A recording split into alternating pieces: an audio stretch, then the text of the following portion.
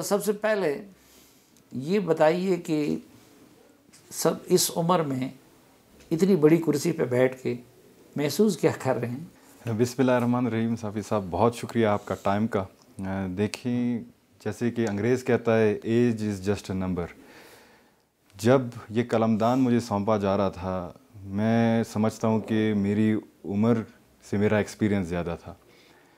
2018 से पहले 2011 में मेरे बड़े भाई को भी शहीद किया गया। उसके बाद मेरे कंधों पे जो ज़िम्मेदारी आई, वो भी मैं समझता हूँ कि मैंने बखूबी से निभाया। और 2018 जैसे आपने फरमाया कि मेरे वालिद समेत 200 से ज़ायद हमारे साथी जो थे, वो उन्होंने जाम शहादत नोश की। तो उसके बाद जो कबीला था, जो उनके दोस्त थे, उनको सबको मैंने संभाला। जब रिसेंटली मुझे ये कलमदान दिया गया, मैं समझता हूँ कि ये एक खुशाइंद बात है, क्योंकि जो कलमदान मुझे दिया गया है वो खेल का है, उम्र नौजवानान और सकाफ़त का है। खुशाइंद बात इसलिए है कि जब हम नौजवान के जितने भी फ़ैसले हैं, उनमें बैठकर अपना जो नुक्ता नज़रिया है वो बयान कर सकें।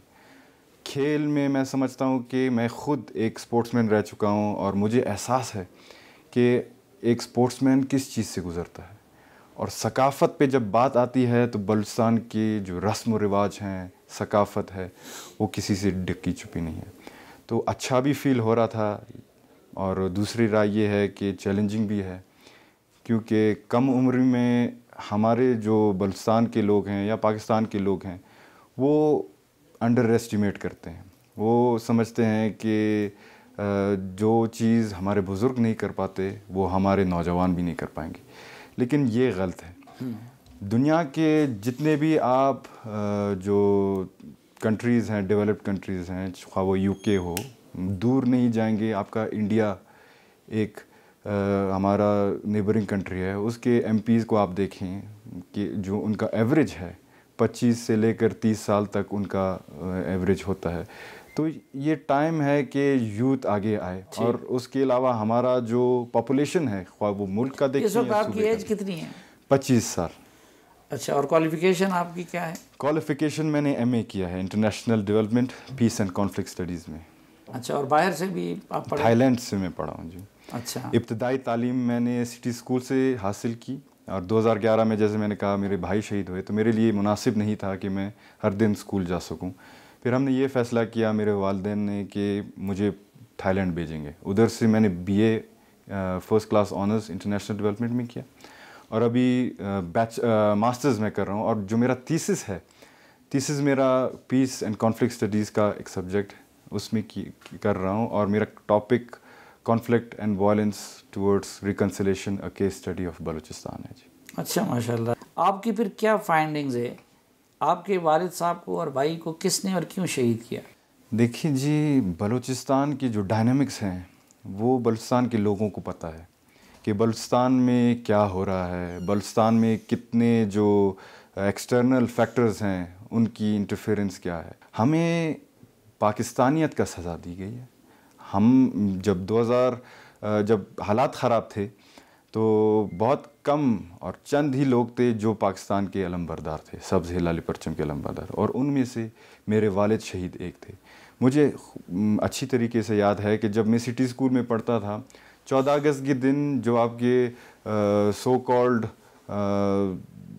एक्सट्रीमिस्ट हैं, वो कहते थे कि अगर आप कौमी तराना बजाएंगे स्कूलों में, हम आपके स्कूल बंद कराएंगे।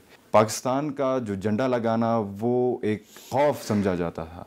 तो हमें पाकिस्तानियत पे शहीद किया गया है। हमें पाकिस्तान जो हमने कुर्बानी दी है, हम ये वाज़े करना चाहते हैं कि हमने किसी ज़ाती मुफाद के लिए नहीं दी। हमारी कुर्बानियाँ पाकिस्तान की सलामती की, पाकिस्तान की बका और पाकिस्तान की दिफा के लिए थी। आप क्या समझते हैं, या क्या अंदाज़ा है, या क्या इन्वेस्टिगेशंस हुई कि वो इस्लामिक मिलिटेंट थे या कि बलोच मिलिटेंट थे अलहदगी पसंद? देखिए जी, जो जिन्होंने प्लान किया, जो हमारे फाइंडिंग्स थे, उसमें यह है कि दोनों कबूल तो दैश ने किया था हमारा, लेकिन दैश के साथ जो उनका कोलैबोरेशन था वो बीएलए के साथ भी था, बीएलएफ भी इसमें मौजूद था, जो सहूलतकार थे वो सारे। लेकिन बात यह है कि हमें शहीद किया गया तो अपने लोगों के लिए और पाकिस्तानियत के लिए किए। लेकिन अभी ज़ाहिर बात है, औलाद बहुत माँओं को बहुत प्यारी होती है, तो वालिद साहब आपके इस रास्ते में चले गए, भाई फिर कुर्बान हो गए, तो वालदा ने आपको सियासत से रोका नहीं? वालदा आज आप के सामने ये वाज़ेह करना चाहता हूँ, बल्कि आपकी शो को पूरा दुनिया देखता है, तो वालदा मेरी हैं थाईलैंड की।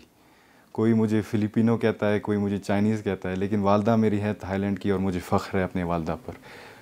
फ़ख्र इसीलिए है कि वो, मैं समझता हूँ कि जितने भी हम पाकिस्तानी बैठे हुए, वो हमसे भी ज़्यादा मुहब्बुल वतन पाकिस्तानी है। जब भाई शहीद हुए थे, अगर तालीम का सिलसिला नहीं होता वो मुझे नहीं भेजते वापस। जब वालिद शहीद हुए, उन्होंने ही मुझे मोटिवेट किया कि आप आएँ, अपने लोगों के लिए सियासत करें। क्योंकि अगर कोई लोग कहता है कि वापस आकर मुझे ज़्यादा इंसेंटिव्स वगैरह मिले हैं, दूसरी पहलू अगर आप देखें खून के बदले में, तो कोई उससे बड़ी कुर्बानी नहीं है। हमने कुर्बानी दी है और उन्होंने भी मोटिवेट किया है कि अपने लोगों की आप सियासत करें, अपने लोगों की, अपने मुल्क की बका की आप सियासत करें। उन्होंने कभी भी मुझे नहीं रोका, कि हत्ता कि वो जानते भी हैं कि जब भी हम घर से निकलते हैं सर पे कफन बांध कर निकलते हैं, हमें पता भी नहीं कि हम आज लौटेंगे या नहीं लौटेंगे। अभी भी थ्रेट्स हैं आपको? बहुत ज़्यादा हैं, एक्सटर्नल फैक्टर्स हैं। BLA मेरे पीछे पड़ा है, दाइश मेरे पीछे पड़ा है। तो अगर ये बात अपने लोगों की बात करते हुए या अपने मुल्क की बात करते हुए वो मेरे पीछे पड़ते हैं, मैं एक ही जान है वो। BLA वगैरह की तो समझ आती है, लेकिन दाइश ने आपके वालिद को क्यों निशाना बनाया या आपके पीछे क्यों पड़ा है? क्योंकि उनका तो पाकिस्तान या इस तक अपना एजेंडा महदूद नहीं है, उनका तो अपना खिलाफत और उसका एक तस्वर है, और उस पर जो पूरा नहीं उतरता तो उसको टारगेट बनाते हैं। लेकिन दाइश का आप लोग नंबर 1 पर टारगेट क्यों बने?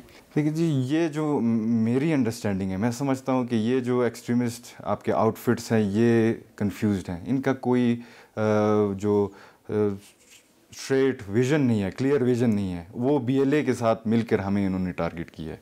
तो BLA कहाँ और दाइश कहाँ, तो ये हमारी समझ में भी नहीं आता कि दोनों जो एक्सट्रीमिस्ट आउटफिट्स हैं उनका अलग अलग विज़न है और उन्होंने कैसे पार्टनर करके हमें टारगेट किया है।